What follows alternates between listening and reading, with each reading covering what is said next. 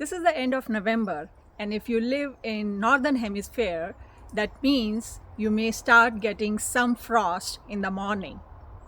Hi, this is Ruchi, and let's talk about how to protect your young trees and plants and tropical trees from frost. So here I have a guava plant which is pretty young. Actually, it was a 6 feet tall guava plant or tree last year, and we lost the plant in the winters.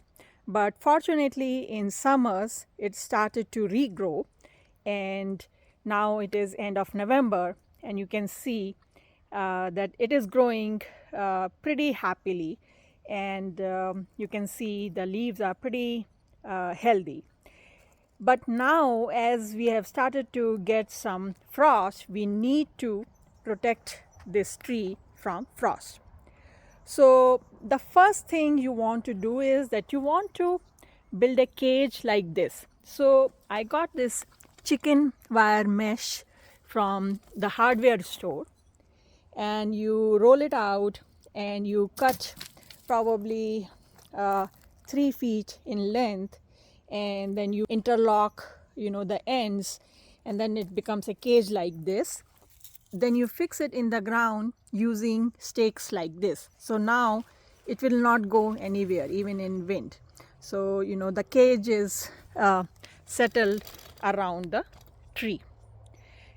Then you take a plastic sheet like this and just wrap around it. Let me show you. So I've already cut it out, and you just start from one side, go all around.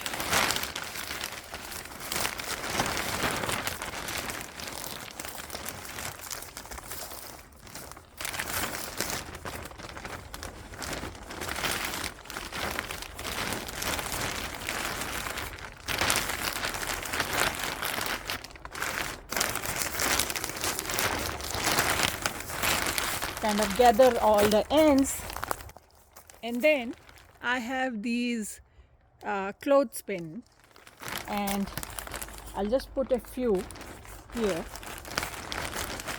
to secure it. I will also secure the sides.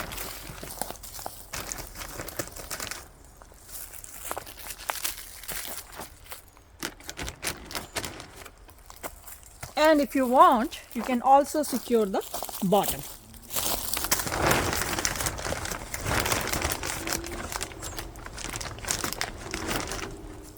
So what happens is that during the day when sun is shining, sunlight will go inside this plastic shell, and it will keep the plant warm.